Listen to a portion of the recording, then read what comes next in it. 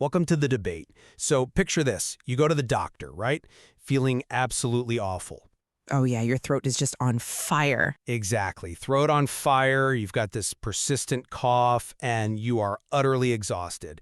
You're sitting on that crinkly paper on the exam table, and the doctor talks to you for maybe, I don't know, 3 minutes? If you're lucky. Right, and then tells you to drink some water, get some rest, and just sends you home. Now, the question is that an incredible display of efficient, evidence-based medicine, or is it, well, borderline negligence? I mean, to me, it is the exact kind of visit that leaves people sitting in their cars afterward holding a parking validation and just wondering what they actually just paid for. And yet, that is the reality of modern primary care. If you've ever left a clinic wondering, did I really need to come in here just to be told to rest? You are experiencing the exact philosophical tension we're exploring today. Absolutely. So we're analyzing a documented clinical scenario from everyday primary care. The facts are pretty straightforward. A patient presents with a 2-day history of a sore throat, cough, fatigue, and a mild fever. Very common. Right. And after a very brief dialogue, the doctor checks their temperature, notes that it's, quote, slightly high, and basically prescribes rest, hydration, and monitoring. I'll be arguing that this interaction is a total triumph of clinical restraint and clear communication. And, well, I'll be arguing that it's perilously superficial. I mean, on the surface, sure, it feels completely unremarkable. But beneath that surface is this massive fault line in how we view the responsibility of a physician. Does this interaction represent, like, a highly efficient model of watchful waiting? Or does it demonstrate a passive, overly generalized approach that leaves critical medical gaps just wide open? Yeah, and I approach this firmly believing it's a triumph of restraint. The doctor does exactly what is physiologically necessary and, honestly, no more. They communicate clearly, they establish functional baselines, and they respect the self-limiting nature of most viral infections. See, I look at the exact same transcript, and I see an interaction that prioritizes conversational flow over actual clinical safety. Really? Safety? Yes, safety. Because while restraint is valuable, this specific encounter is marked by a concerning lack of diagnostic curiosity. I mean, the doctor accepts incredibly vague information without investigation, provides instructions that border on paradoxical, and effectively just goes through the motions of medical care. It doesn't provide the rigor that keeps patients out of the emergency room. Okay, well, let's dive right into that diagnostic curiosity, because I completely disagree with your premise. Let's look at the very beginning of the exchange, the filtering process. Sure. The doctor asks the classic open-ended question, right? What brings you in today? The patient lists their symptoms: sore throat, cough, fatigue, fever. And the doctor immediately hones in on the single most critical variable. They ask, do you have any difficulty breathing? Which is an important question, certainly. It separates the common cold from, pneumonia or a severe asthma exacerbation. Exactly. In the context of a respiratory presentation, that question is doing an enormous amount of heavy lifting. I like to think of it like a home inspector examining a house. Okay. Before you start investigating a chipped tile in the bathroom, which in this case might be the mild fever, you have to check the foundational load-bearing walls. Breathing is the load-bearing wall of respiratory health. Yeah, I hear you, but By confirming there is no respiratory distress, the doctor filters out the noise. They rule out a major red flag with absolute precision. That is not a lack of curiosity. That is targeted, highly disciplined inquiry. sure, okay, the walls are standing, but the inspector didn't even check if there's a slow gas leak in the kitchen. A gas leak? Yes, ruling out respiratory distress is a baseline necessity, yes, but it is not the ceiling of diagnostic responsibility. The problem in this transcript arises immediately after that question. The doctor asks, have you taken any medicine? Right. And the patient replies, I took some medicine for the fever and it helped a little. And the doctor's response is simply, okay, I'd like to examine you and check your temperature. Which moves the examination forward to objective data. Wait, no, I have to push back hard on that. Because that okay is a massive gaping hole in the clinical assessment. It is objectively dangerous. Dangerous. Come on. It is. Let's unpack the actual mechanism of why that matters. The patient says they took some medicine for the fever. What medicine?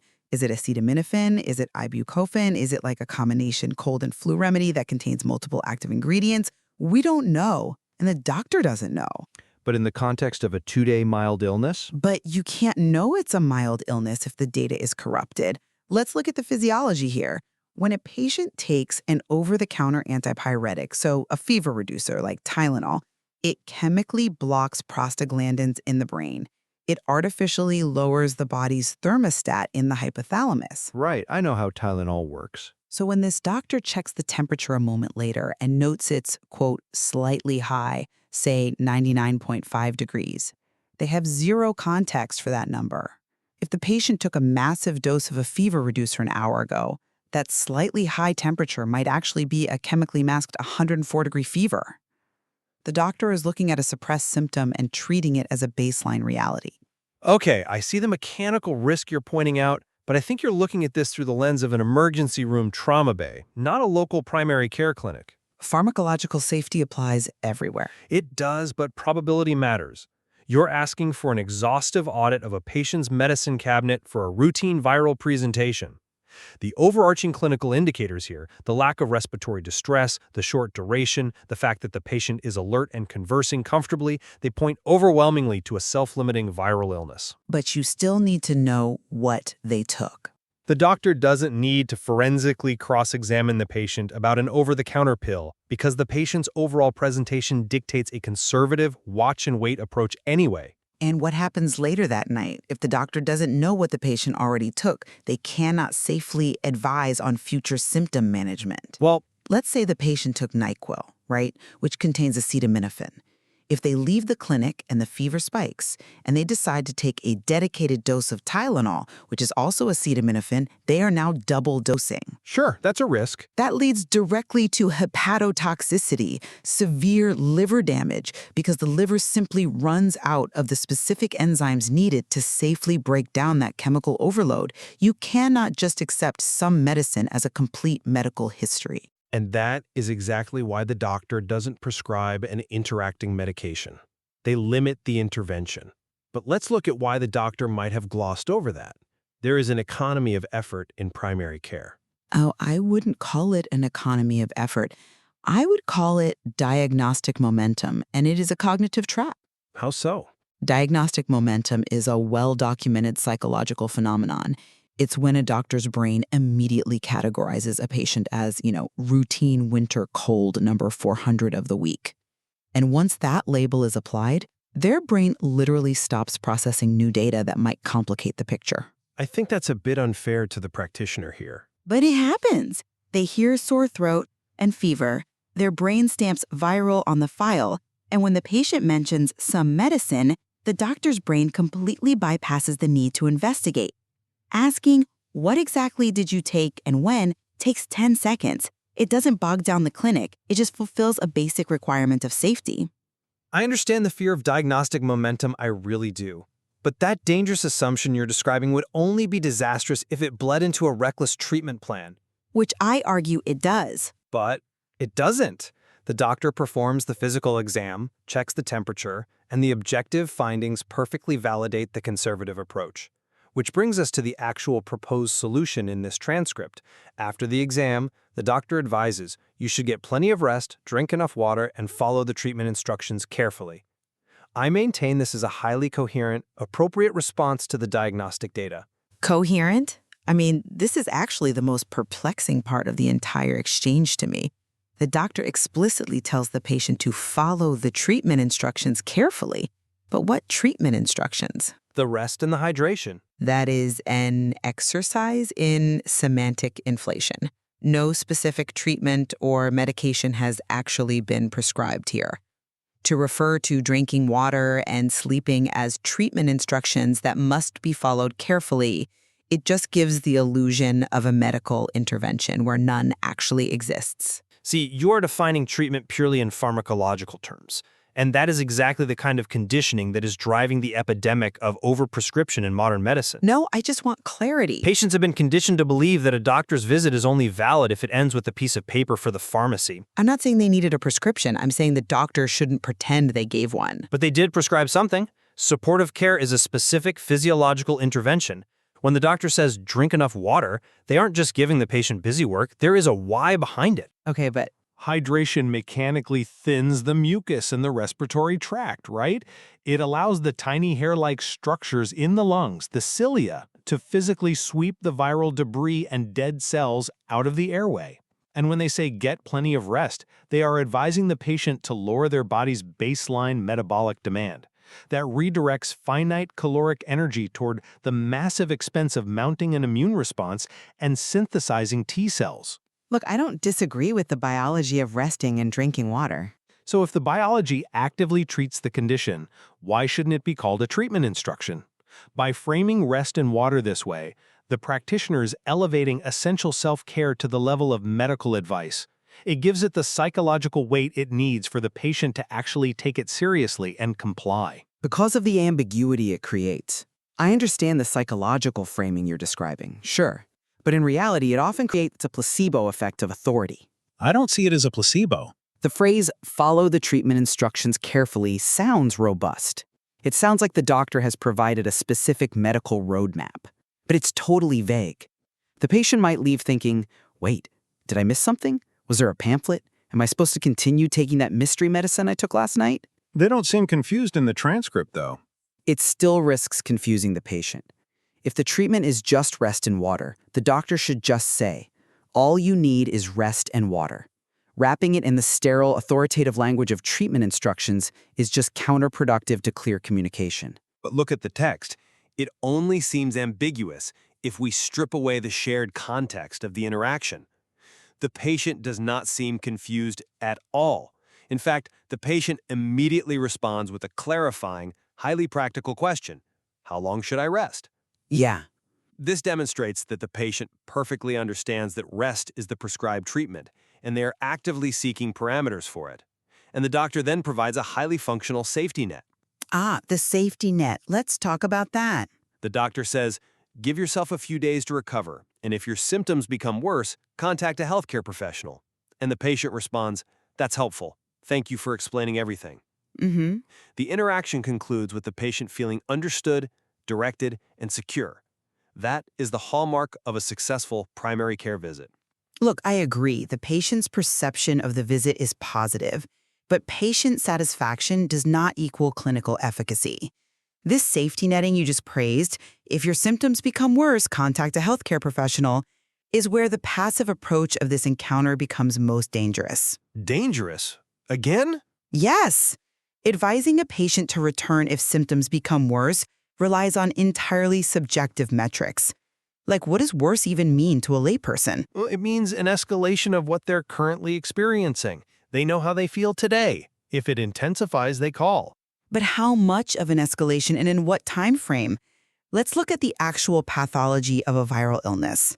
The immune response, the fever, the inflammation, the coughing, it often peaks on day 3 or 4. Right? A cough often gets worse before it gets better. If the fever goes from slightly high to 101 degrees, is that worse enough to trigger an emergency visit? If the cough keeps them awake for one night, is that worse? Without defining what worse means, the doctor is transferring the entire cognitive burden of medical monitoring onto a patient who has already stated they don't feel well. You're asking for rigid metrics. I'm asking for objective parameters. Call me back if your fever exceeds 102 degrees, or if you develop chest pain, or if the cough doesn't improve in 5 days. A vague directive like if it gets worse is practically useless because it forces an untrained patient to interpret the trajectory of their own pathology. I completely disagree that it's useless, and I'll tell you why rigid objective parameters often backfire in real-world practice. How so? Let's say you give a patient a rigid metric. You tell them, call me if your fever hits 101.5. The next night they feel absolutely terrible, they are shivering, they are deteriorating, but their thermometer reads 101.4. You have effectively given them permission to ignore their own physical deterioration because they haven't hit your magical objective number. That assumes the patient is a robot incapable of nuance. No, it assumes the patient relies heavily on the doctor's specific authority.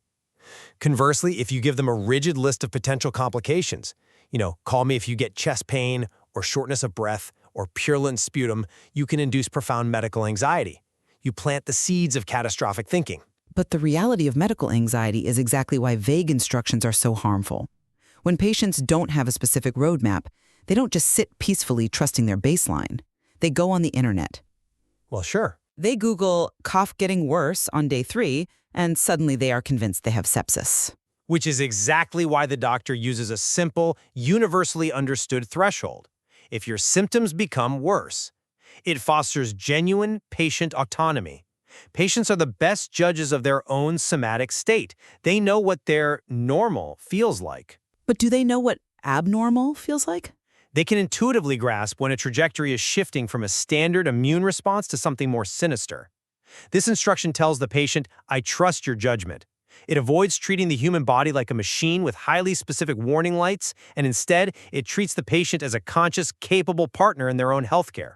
That is an incredibly generous interpretation of what is fundamentally an abdication of clinical responsibility. Abdication is a strong word. But it fits. Yes, patients know their baseline, but they do not inherently know the difference between the expected progression of a virus and the early signs of a secondary bacterial infection, like bronchitis or pneumonia. Proper safety netting doesn't just tell a patient to call if things go wrong. It educates the patient on the expected course of the illness so they can actually identify what the unexpected looks like. But they say give it a few days. And this encounter completely fails to establish that expected course. The doctor says, give yourself a few days to recover. That is not a timeline. That is a platitude. It is not a platitude. It is calibrated expectation management. A few days sets a reasonable short-term horizon for recovery. It aligns perfectly with the pathology of a mild upper respiratory infection. I don't see it. It prevents the patient from expecting an overnight cure, which, by the way, mitigates the anxiety you're worried about, while also ensuring they don't sit at home for 3 weeks deteriorating. But we keep returning to the exact same issue across this entire transcript, and that is the lack of specificity. From failing to identify the exact medication the patient took, to calling basic hydration treatment instructions, to using a purely subjective word like worse as the ultimate safety net. Right. The practitioner operates entirely in the abstract here. Medicine requires specificity because human biology is relentlessly specific. When we strip away that specificity in the name of conversational flow or efficiency, we introduce risk. And I would counter that when we demand exhaustive specificity for every minor self-limiting ailment, we introduce a much more systemic risk. What risk? We introduce the risk of over-testing, of prescribing antibiotics just in case, of escalating patient anxiety by treating every sniffle like a potential emergency, and ultimately, we risk the total collapse of an already overburdened primary care system. The true art of medicine lies in knowing when forensic specificity is crucial and when it is superfluous. I simply cannot accept that asking a patient the name of the pill they just swallowed is ever superfluous. Well, I think we have thoroughly mapped the boundaries of this disagreement. We've explored 2 highly divergent ways of viewing the exact same 3-minute clinical encounter. We definitely have. On one hand, we have the perspective that this interaction models exceptional evidence-based restraint. It avoids over-medicalization, it successfully filters out the major red flags like respiratory distress, it elevates essential physiological supportive care to its proper status as a treatment plan, and it empowers the patient to monitor their own recovery using their own internal baseline. Yeah, and on the other hand, we have the perspective that this approach is perilously passive by failing to inquire about the specific pharmacological history, by using inflated ambiguous terminology like treatment instructions for drinking water, and by offering a completely subjective safety net. The practitioner is just prioritizing efficiency over the rigorous detail necessary to ensure actual patient safety. Despite our deep disagreement on the methodology today, I think we have found some crucial points of convergence. We both recognize that clear communication is the absolute bedrock of the doctor-patient relationship. Totally. And we both agree that establishing functional baselines, such as explicitly confirming that the patient is breathing comfortably, is a non-negotiable prerequisite for any clinical interaction, regardless of the practitioner's overarching philosophy. I wholeheartedly agree with that. The tension we've been discussing isn't about whether or not to care for the patient. It's about the mechanics of how that care is safely formulated, articulated, and monitored. The line between efficient clinical restraint and superficial assessment is incredibly thin, and arguably it's highly context-dependent. It is. Examining these seemingly simple everyday encounters reveals the profound philosophical tensions running right through the heart of modern medicine. There is just so much more to explore in how we language health, how we calculate risk, and how we guide recovery. Definitely. We leave it to you, the listener, to determine where the balance between efficiency and exhaustive inquiry should ultimately lie. It really forces you to think about what you actually want the next time you sit on that exam table. Exactly. When you look at the murky landscape of primary care, do you prefer a doctor who demands an exhaustive audit and an X-ray for every shadow, or one who understands the biology well enough to know when it's safe to simply watch,